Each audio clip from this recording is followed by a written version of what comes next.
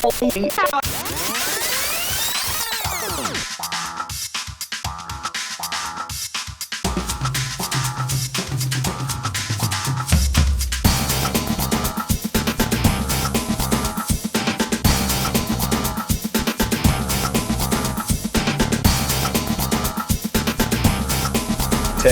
Standby to take studio.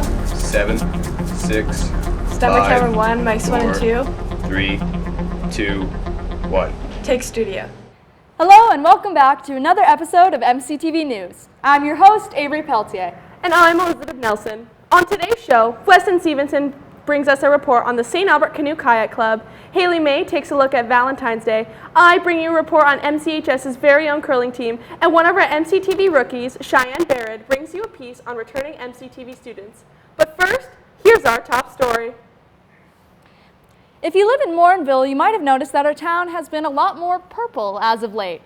Since January 14th, CUPE Local 4625, which represents the educational support staff of the Sturgeon Public School Division, has been on strike. I've been following this story for nearly a month now and bring you all the details in this report. As of today, Thursday, February 6th, CUPE workers across the province have been on strike for nearly a month. Now you can hear there's been an outpouring of support for these workers. I'm here with Local 4625, which represents the educational support staff of the Sturgeon Public School Division. Now these workers have been braving the cold conditions today to campaign for better wages. They play a pivotal role in the classroom. They help kids from all ages be successful in school. Do a lot of things at the school. They work at the front desk. They do our lunch programs. They help with students who need extra help in the classroom. After nearly 4 years of unsuccessful collective bargaining attempts with the school division, CUPE Local 4625 moved to a full strike on January 14. Staff and supporters alike have been picketing frequently since then, often in temperatures as low as the -30s. Now, nearly a month after the picketing power hour just shown, it seems that not much has changed for the strikers. On February 13th, CUPE Local 4625 and Sturgeon Public School Division met at the bargaining table once again, but were unable to reach an agreement. CUPE suggests that the provincial government, which imposed a 2.75% wage cap on educational support staff, is to blame for this deadlock. We haven't had a raise increase in 10 years, and so we're just trying to get a fair wage. They offered us 2.75%, and that's about 67 cents for most people, and that doesn't cut it over 10 years. What I'd like to see is the Sturgeon School Division and the Government of Alberta get back to the table and offer these workers a deal that is fair and reflects the incredible value that they bring to our schools, to our children, and to our community. I contacted Sturgeon Public School Division, as well as Morinville St. Albert MLA Dale Nally, but neither party acknowledged the request to comment. However, press releases from Sturgeon and statements from Premier Danielle Smith both indicate an alternative perspective on this issue. They suggest that CUPE National is interfering with the bargaining of its locals too much, forcing them to ask for more compensation than is realistic. Whichever perspective you take, these strikes have certainly proven one thing: that educational support workers are essential to our classrooms, and that Alberta cannot afford to lose them. For MCTV News, I'm Avery Pelletier reporting. With the weather warming up and the cold weather coming less and less prominent, people are curious to know if this weather is here to stay. Here to answer this very question and give us our weekly forecast is our in-studio meteorologist, Haley May. Thanks, Liz. Now let's take a look at our weather. Over at Whitehorse, we have 4. Yellowknife is at -16. Vancouver is at 11, and Regina is at -2. Winnipeg is at -4. Toronto is also at -2. It seems that Montreal is at 3. Halifax is at 8. St. John's is about 1 degree, and Iqaluit is at -18. Now for provincial weather. Over on high level, we have 1 degree. Fort McMurray has 2 degrees. The Grand Prairies are at 7 degrees. Edmonton is at 7 too. Red Deer is at 4 degrees. And it looks like Calgary and Medicine Hat are also at 7 degrees. Jasper is at 6 degrees, while Banff is at around 5 degrees. Now it's time for our current conditions. Okay. It looks like the current temperature is at 4 degrees Celsius. The wind is about 19 kilometers per hour. The humidity's at about 60%. The sun rose at 7:10 a.m. and is set to set at 6:21 p.m. Now for our weekly. Friday has a high of 5 and a low of -2. Saturday's a high of 7 and a low of 1. Sunday and Monday are both at 4s, but opposite stuff. Wednesday's also at -4. Thursday's at -6. And it looks like our weather is getting a little bit hotter, but not hot enough. Now back to you, Liz. Thanks, Haley. The St. Albert Canoe Kayak Club is a beloved nonprofit organization. The club offers a variety of recreational and competitive programs for kids as well as adults, while teaching valuable life skills such as water safety, teamwork, and paddle techniques. Reporter Weston Stevenson brings us this report. If you've taken a stroll around Cardiff or been inside Fountain Park, you may have seen a couple signs about the St. Albert Canoe Kayak Club. They're a small kayak organization that works mainly in Cardiff, but they send people all over Canada, or in some cases America, to compete in various competitions of skill and size. Right now at the St. Albert Canoe Kayak Club, they are in the middle of their winter training program, where on Thursdays, Mondays, and Wednesdays, they will head over to Fountain Park and practice their kayak skills. Zach, the head coach, and some of his athletes were willing to share their insights on their kayak journey. I started kayaking 5 years ago with my best friend.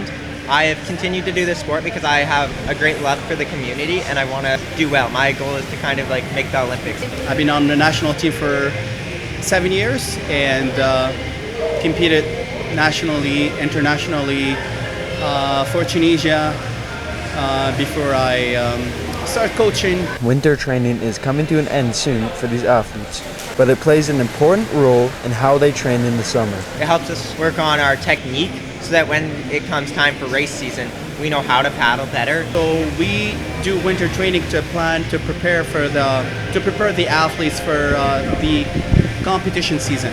It's a major component for physical strength. It's a big component of our training plans. Zach and his athletes all share different perspectives on why people should try kayaking. Because it has a great community where many people can succeed. Kayaking is a very technical sport, so if you love technique and if you love progression in terms of skills, that sport is for you. If you have a good aerobic level or sprint level, canoe sprint is good for you. I believe you come as a novice athlete, but you build up your skills slowly to become very competitive. That's how you become champion. The training for becoming a skillful kayaker or canoeer is vigorous, and the athletes have to take their training seriously. This is just the winter training, but their summer and spring training start later in the year. For MCTV, this is Weston Stevenson. Here are your school announcements for Thursday, March 6th. This school year, MCHS opened the Star Spirit Lodge, a place to connect and celebrate Indigenous culture. Join us for Smudge every Thursday in room 113. MCHS recently welcomed rugby to its list of sports teams, and they held their first practice last Thursday. Practices will continue every Thursday after school. Reminder to all athletes to bring proper attire for outdoor conditions. For more information, please contact Mr. Adams. MCHS's yearly Lenten campaign is raising funds to help the unhoused. To help support this year's campaign, you can purchase a variety of cupcakes in Center Court at lunch. Cupcakes are $2 each. MCHS's yearly Coffee House Talent Show is coming up soon on April 23rd. We are looking for students with diverse talents, from singing to poetry reading to dancing. Be sure to sign up on the CTS bulletin board. Auditions will be held on Tuesday, March 11th in the music room.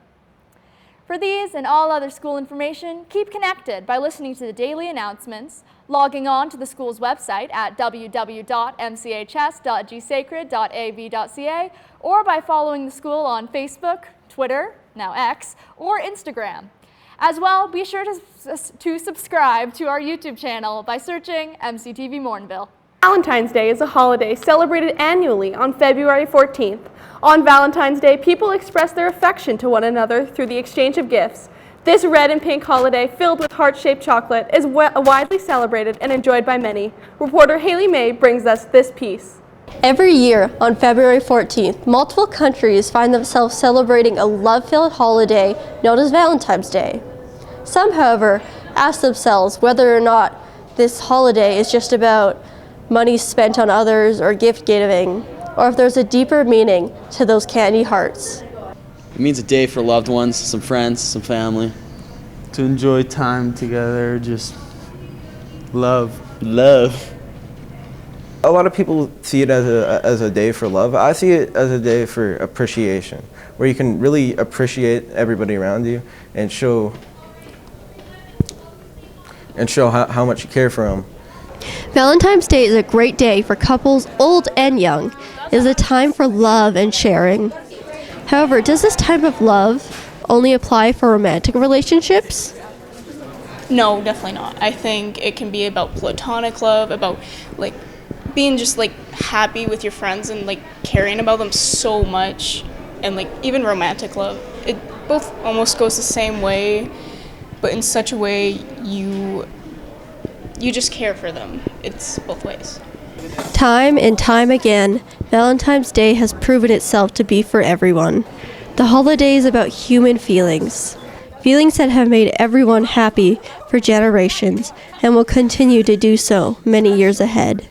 This is your reporter signing out. Up next with all the recent sports updates from the NHL, the NBA, and the NFL is our in-studio sports expert, Weston Stevenson. Thanks, Liz. In the NHL, Vegas scored 3 times in the first period en route to a 5-2 victory over Toronto. Tim Stuzzle was the overtime hero leading the Senators with a 4-3 win over the Blackhawks. Vancouver beat Anaheim 3-2. Alexander Ovechkin scored to come within 10 goals of Wayne Gretzky's most career goals mark, helping the Washington Capitals edge the New York Rangers 3-2 in OT. And St. Louis needed a shootout to beat LA 3-2. The NBA Cavaliers were victorious over the Heat by a score of 112-107. Boston beat the Portland 128-118. The Minnesota Timberwolves easily took care of the Charlotte Hornets 125-110. The Bucks opened a big lead on Dallas, never looking back. They won by a score of 137-107. And Sacramento lost to Denver by a score of 110-116. Spring training in the MLB continues with the Blue Jays being edged by the Pirates 7-6. Baltimore beat Minnesota 5-2. The Nationals squeaked by the Marlins 8-7. Detroit hammered the Philadelphia by a huge score of 17-7. And the Mariners were defeated by Kansas City with a score of 6-9. Coming up next, MCHS has many sports teams. However, select teams are less mainstream than others, such as MCHS's very own curling team. The MCHS curling team, coached by our very own Mr. Coxon and a parent volunteer, brings students out to Morinville Curling Rink every Monday and Thursday. Here with all the inside information, this is reporter Elizabeth Nelson. The MCHS curling team is a sports team which runs from early November to the middle of February. Hosted twice a week at the Morinville Curling Rink Mondays and Thursdays from 3 to 4:30 p.m., you can find our MCHS curling athletes practicing their curling skills. MCHS athletes describe what the curling team is and all of its diverse working parts within the team. MCHS curling team is it's a composition of 3 main teams of mixed men's and ladies. Ladies and men's are both 4 guys, 4 girls, and mixed is a mixture of 2 and 2. The curling team is comprised of a variety of smaller teams, with some athletes curling since they were littles and others playing their first season. These athletes are continuously putting in the time and practicing to better their skills. The team values each and every one of their players. As a result, students on the team develop close connections to one another. Students express their love for the team and how they have learned the value of teamwork. Team spirit, especially this year with the mixed team, there's so much connection and chemistry between all the team members.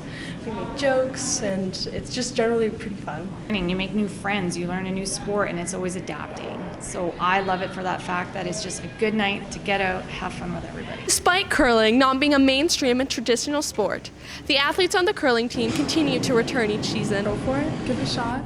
It teaches you so many valuable things, and it doesn't even matter what your skill level is when you start off. You can be completely new, and by the end of the year, you'll be perfect. It is a sport that everybody can do, and it's fun. So if you want to try and you're willing to learn, anybody can do it. The MCHS curling team is a dedicated and successful team. The MCHS students continue to foster excellence as they improve as athletes. This is Elizabeth Nelson reporting for MCTV News. Welcome back. If you've paid any attention to the headlines recently, there's no doubt you've heard the words tariffs, trade war, and Trump a lot more than usual. The President of the United States recently imposed 25% tariffs on Mexico and Canada for reasons he cites as being border security concerns, specifically illegal immigration and fentanyl. Here to discuss the impacts these tariffs will have and where Canada should go from here is political science professor at the University of Alberta and expert on North American economic relations, Dr. Greg Anderson. So let's just get into the questions. My first one is a simple one. What is a tariff and what is its purpose? The biggest one historically has always been revenue. And in fact, the United States and most other countries up until about the turn of the 20th century, tariffs could raise about 90% of government revenue. So it's really a revenue measure, but they're also used to protect domestic industry from competition from abroad. So it's a way to impose barriers and protect domestic industry. And so they're time-honored mechanisms and measures. And yeah, they have multiple purposes and used defensively to protect domestic industry. So when it comes to the Trump administration in particular and the tariffs they've imposed on Mexico and Canada, for what reason have these tariffs been imposed? I know you spoke about the use of tariffs in protecting domestic industry, but do you think that there's anything more there with these particular tariffs? You know, Trump is weaponizing these things using a pretty obscure emergency economic piece of legislation, an emergency economics out of Congress to essentially harass Canada and Mexico. He's obsessed with trade deficits. His main purpose is to incentivize firms to what they call reshore manufacturing, so bring manufacturing out of Mexico and Canada back into the United States, especially in the auto sector, nominally to create jobs and bring that manufacturing to the United States. How might these tariffs affect the day-to-day lives of Canadians, in particular my future as a young Albertan about to start post-secondary? One of the problems for both Canada and Mexico is that large portions of Canada's GDP are dependent on access to a single market, the United States.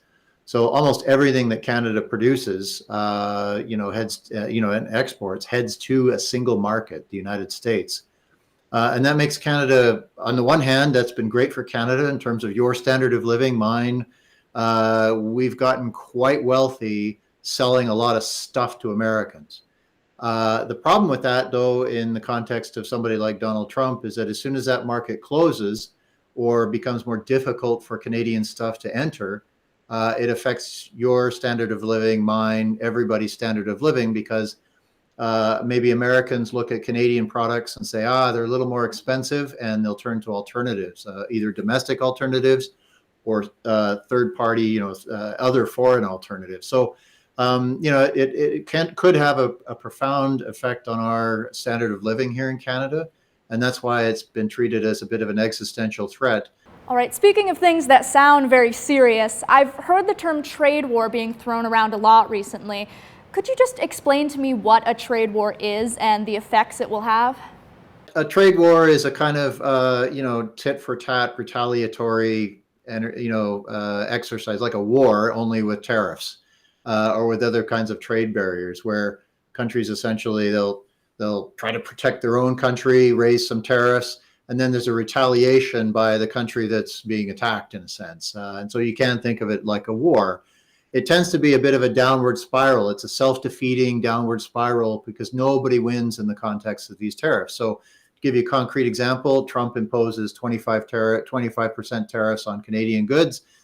Government of Canada responds in kind. Well, what happens is that you and I, we now face tariffs on foreign products that we purchase. So those things get more expensive at the grocery store, et cetera. And so it becomes this kind of self-defeating downward spiral as countries retaliate against one another. If you're a historian, you know that this was some of the activity that unfolded in the interwar years between the First and Second World War, and exacerbated, many historians think, exacerbated the onset of the Great Depression as countries retaliated against each other, trying to protect themselves against the worst effects of the worsening Great Depression. Speaking on retaliatory tariffs, how would you rate the response to tariffs by both our federal and provincial governments so far? The American economy is so big, and the price changes for the average American won't be that noticeable or will be absorbed in some way. That the Canadian retaliation is in some sense symbolic. And the United States can hold out much longer in a tariff war, trade war of some kind, than Canada can. I mean, we're talking about Canada as a $2 trillion economy and the United States as a $20 trillion economy. And so the scale is just off the charts. And so the measures that Canada has used, I think, so far have been symbolic and important. They've held some in reserve for deployment a little bit later this month, if necessary. They will pinch and hurt in particular places. They're usually targeted at districts that are vulnerable, say Republican districts in the United States. And so they're very specific in the way that they do it to send a message. In terms of the overall impact on the United States, it'll be small in the short run. But Canada has to do something, politically has to do something, can't just sort of sit by and take it. So then, in terms of Canada's ability to truly make an impact on the U.S., there's been some talk from Canadian politicians like Ontario Premier Doug Ford about potentially cutting off energy exports to the U.S. How feasible would that be, and would that decision ultimately be made at the federal level, the provincial level? And do you think that could possibly have a true impact, or would that be another one of those symbolic actions you spoke about?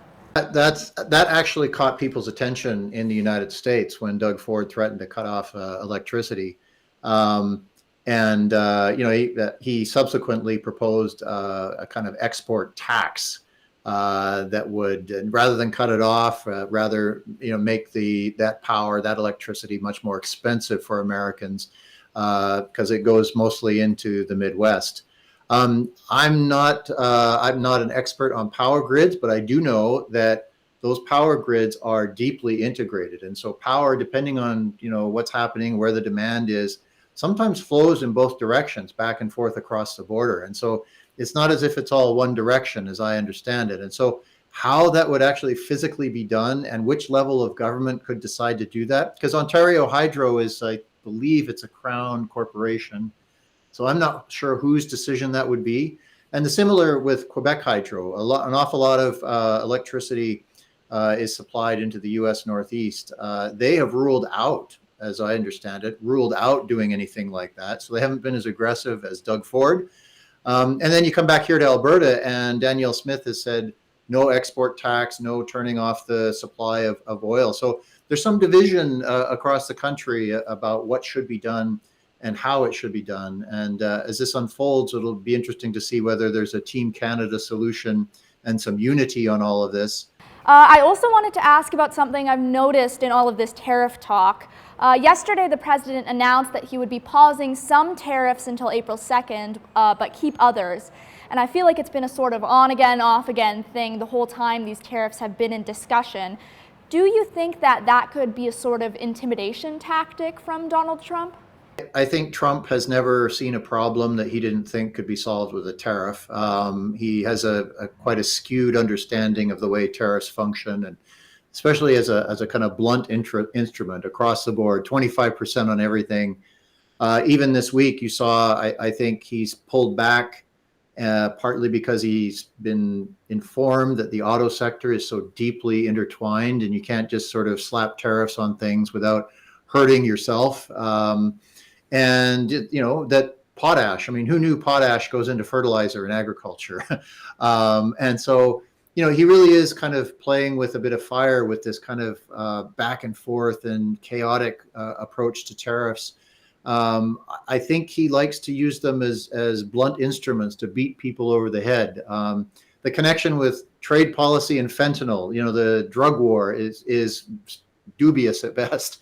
And yet he's using that a kind of issue linkage to try to extract concessions on other kinds of border measures. That's especially true with the Mexicans. But I think he falsely believes that these tariffs are going to generate what he wants, which is jobs in the United States, repatriation of manufacturing. All right, we've come to my final question, which is where do we go from here? Which countries or economic blocs should Canada target if Donald Trump is going to continue with this trade war? The federal government has gone out and negotiated lots of free trade agreements with many other countries. One of the more recent big ones was with the European Union.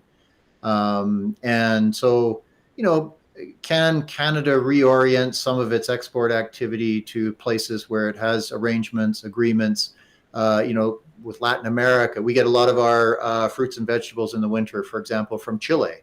That's an agreement from the 1990s that allows us to get some of our winter fruits from way down south, so that's been useful. Can we do more of that? Even working with the Mexicans. I mean, we do have an arrangement with the Mexicans. Can we do more of that? It'd be great if we did so. But again, it speaks to this continuous lure of that American marketplace, that huge economy. Can we wean ourselves off of it? That will take some strategic thinking and some concerted effort. But if this continues from the United States, it will naturally unfold. It just won't be quick. All right, it was wonderful chatting with you today. I know this is an issue that is at the forefront of a lot of people's minds right now. So thank you for sharing all of your knowledge with us, Dr. Anderson. Oh, you're very welcome. Next up, MCTV rookie Cheyenne Baird will be bringing us her first ever piece. Over the past week, Cheyenne has been interviewing returning MCTV crew members to discover what exactly is it that keeps people coming back to the studio year after year.